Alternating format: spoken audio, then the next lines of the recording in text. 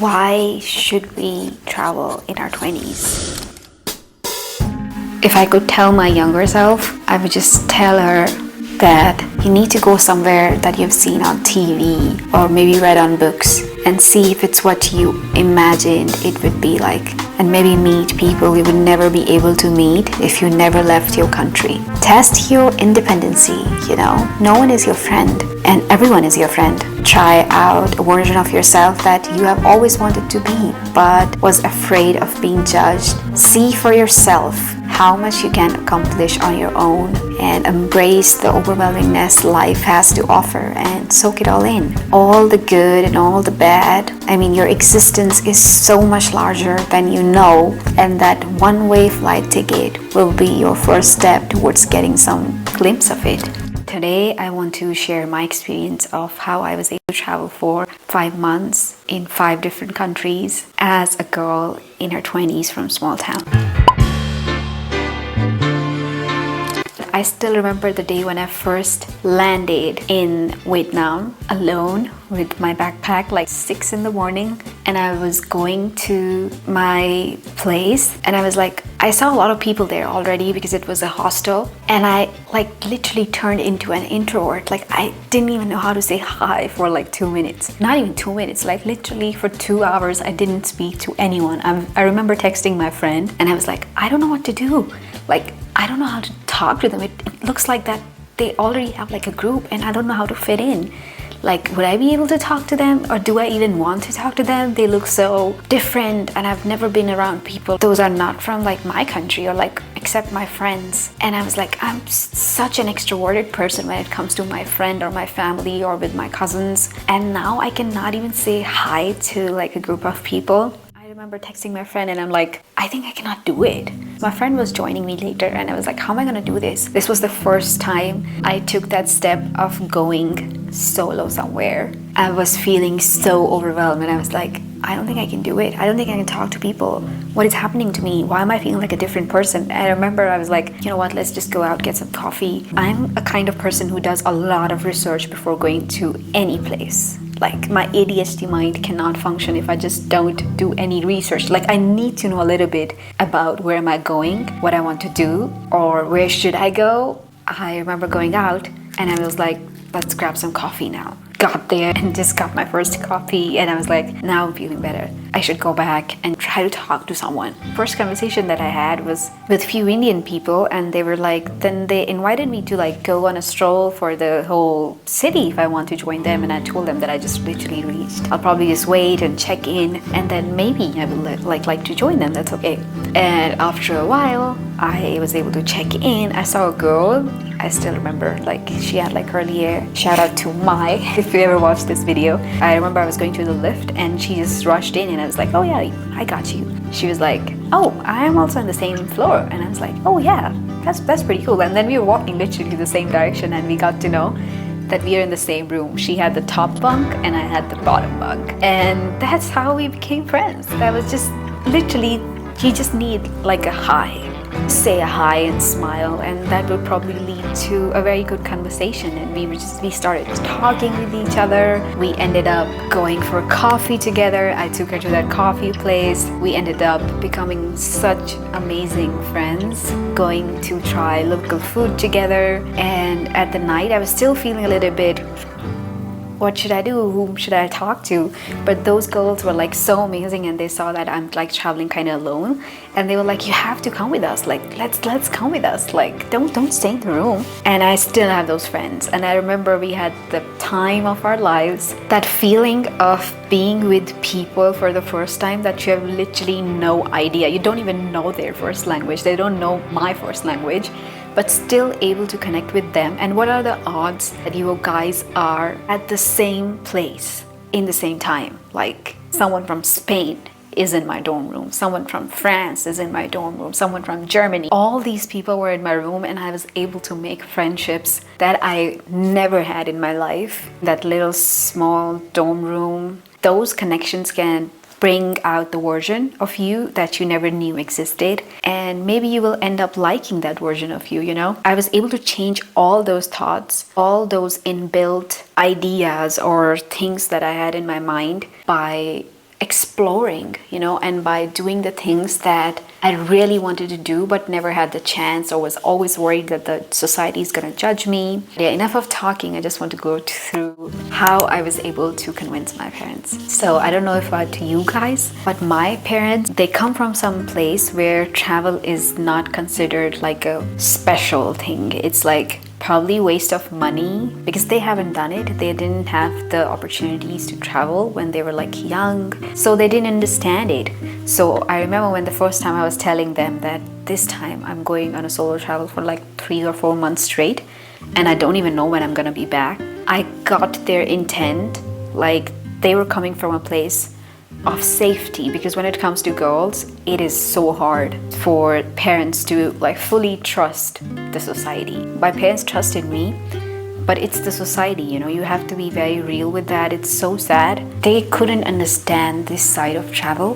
They couldn't understand what it has to do with my growth, how it can change my life, and where am I coming from, and if this really makes me happy or not. I was not able to make them understand like what I want to do or what I have like already lived, after traveling, what kind of moments I've had, and I couldn't make them understand.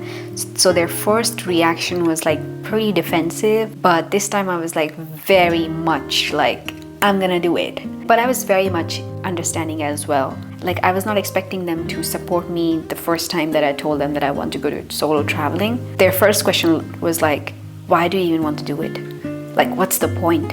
Where are you gonna go? What's your plan? All that stuff. It is kind of like a valid reaction. Being concerned about their kid, like every parent would do that. And I remember writing a letter to my parents about how I really want to do this and how am I gonna take care of myself. I'm gonna make sure that I'm safe. I'm gonna make sure, and I believe in myself, at least try to trust me or like support me in a way, and I'm anyway gonna do it. But it will be way easier for me, or like way easier for both of us, if we can just try to understand each other, you know what I mean? I was like also a little bit like defensive, and I was like, how can you not just get it? Like, why are you not trusting me and all that stuff? I remember like my brother was also like, why do you even want to do it? And my brother was like more concerned towards my finances. Like he was like, are you gonna like waste all your money that you've earned? And he is a Gen Z, guys. Then I came up with the whole plan. I told them where am I gonna go, what I'm gonna do. I'm gonna keep you updated. I'm gonna share my locations with you guys. I'm gonna make sure that I'm not going to a place where my intuition is telling me, or my gut is telling me that that looks a little bit shady. After writing that letter to my parents, I was in my head like, I have tried my best now, kind of, to make them understand what I really want to do. And then I gave them time. You need to give them time. Like, you cannot expect your parents to just understand you in just like this, because this is something very new to them. You know what I mean? It's like literally they have to imagine a world where they have never been, in a perspective that they kind of don't have, and still let their kid go to that place where they watch news about, like every bad thing that is happening. It's up to you. You have to take care of yourself and make sure you try your best to explain to your parents that what you really want to do, why are you doing it, why this is something that can make you happy, and why do you want to take this risk. Especially what I told them is like, currently I don't have any responsibilities. Like, I only have my primary family, which is like you guys, nothing else. I literally don't even have a pet. That is one of the reasons why I have a pet. I love animals, but because I know that currently I cannot take responsibility of them, especially when I will be all over the place. I was in so much stress. I cannot even explain it to you guys, and I was afraid to talk to my parents. How crazy is that? I remember that my mom was pretty mad at me for a while. I remember she telling me that I don't understand this concept of traveling and stuff, and I don't think you should go, and I still ended up going there. So I'm pretty sure she was like a little bit mad about that, but then I gave her time. She took her time. I took my time. Now I'm back after this travel, and we are on a very good terms. So in my case, just be understanding enough of your parents. Don't try to change them. That's not what we should do or we can do. We cannot change anybody. They will only change if they want to change. So try to understand their perspective as well, where they're coming from. I highly doubt your family is someone who is like wishing bad for you. That took me a while to understand as well. If you try to give them time and yourself some time, you can probably come up with something which is like in between.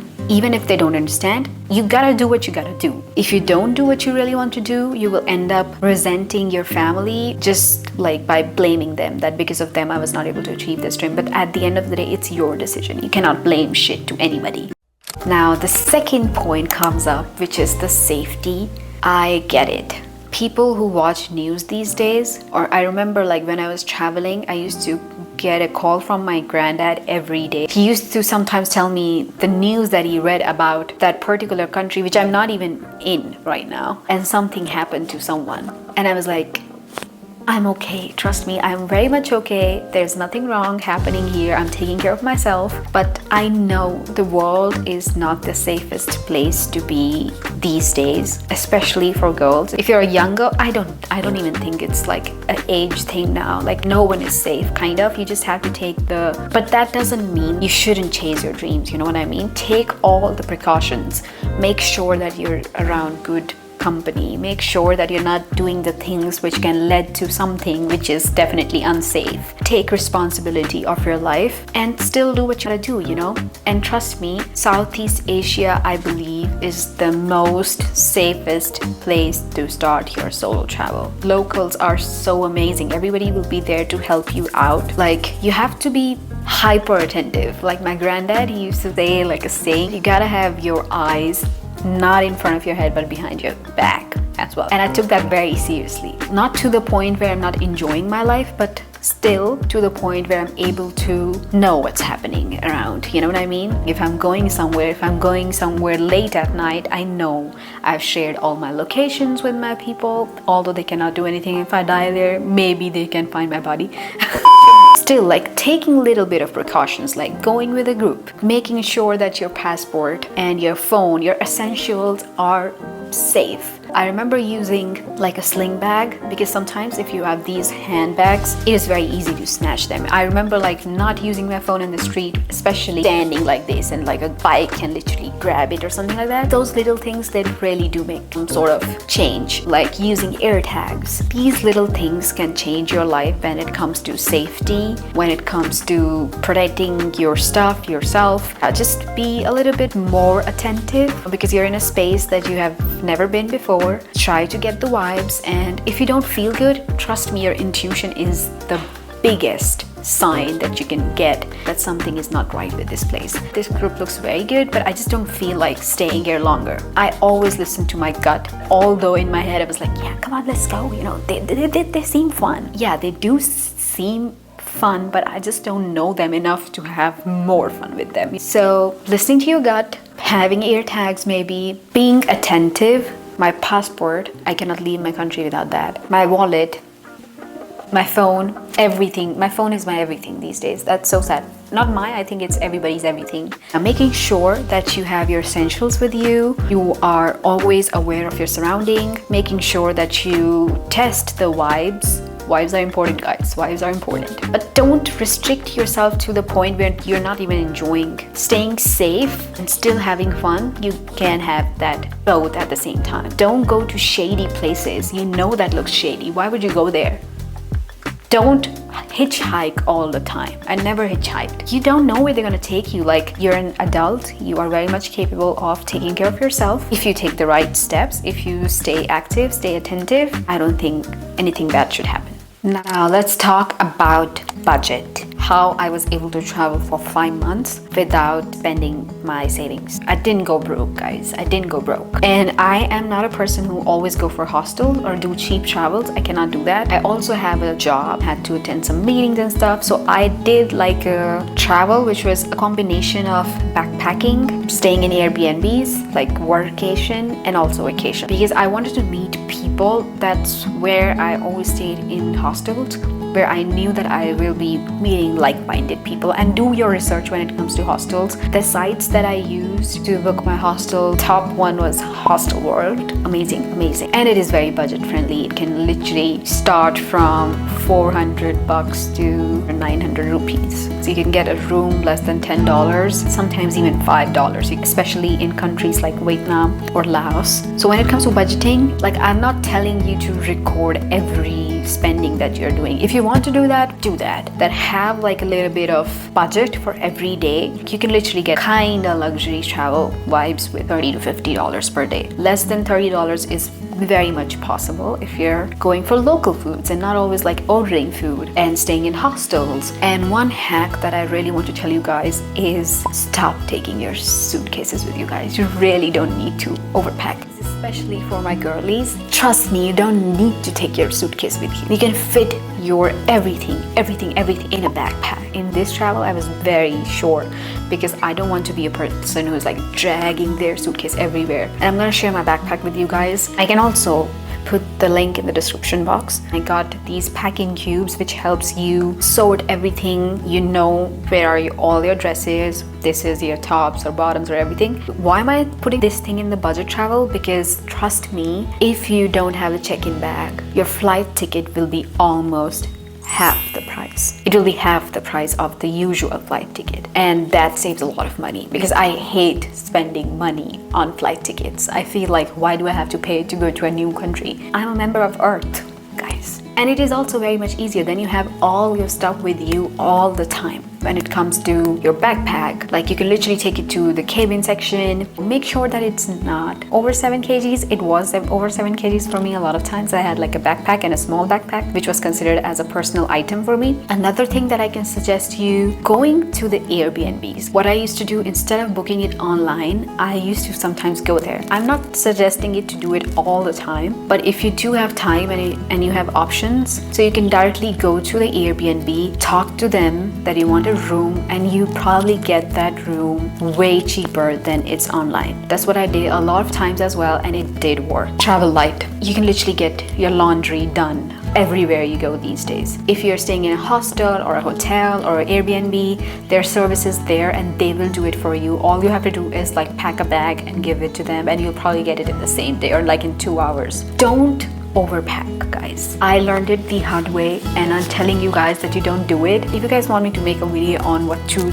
pack when it comes to solo traveling, I can also make a video for like backpacking trips, what to pack, what not to pack. All you have to do for budgeting is maybe take a backpack with you, ditch the suitcases, get half prices when it comes to airplanes. If you're with a group, it's very much useful to have meals with the group because then you can just divide the money in a group, whatever, and you can eat a lot. Go to local places instead of going to hi-fi places all the time. I get it. If you want to have like date with yourself, whatever, do it. Like you don't have to go all the way cheap because I'm not a cheap traveler and I know it, but still there are ways to save few bucks. Now comes the part where everybody used to ask me about, did you feel lonely? How were you able to handle the loneliness? I remember there used to be a time in my college where I just couldn't stay alone with myself. Like I just couldn't. I always needed people around me. And COVID taught that everyone in a hard way maybe. Your own company is the best company. Now I'm at that point of my life where I have to check with myself that if I have plans for myself, do I even want to take time out for that other person? Do I really want to do it? Because I value my time so much with myself that I have to literally, like you need to get an appointment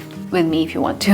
No, I'm just kidding. The whole point is like you are kind of never alone when it comes to solo traveling. Trust me, you will be alone. There are a few times where you're like, oh, I haven't talked to anyone, or oh my god, I'm having my food alone. But that is okay. Like that is okay. That is the part of this whole thing, like discovering yourself, you know, knowing your true self, who you truly are when you're not around anyone. So I did feel a little bit lonely, or when I was staying in a private room or in an Airbnb and there was no one to talk to that much. But trust me, it's like 2% of my whole travel when I felt that little bit of feeling. But most of the time I was enjoying my own company and I always had people around me to spend time with me. I made the most amazing friendships ever. Like I can even imagine that I would be able to do if I was like just living in my room my entire life. So there are so many community pages on Facebook, on Hostel World. Try to stay in hostels if you're afraid that you will be alone or you will feel lonely. I remember when I was in Bali, when my friends left and I still had some time by myself, I met these 3 amazing people whom I love so much now. Shout out to Jess, Jem, and Pauline. We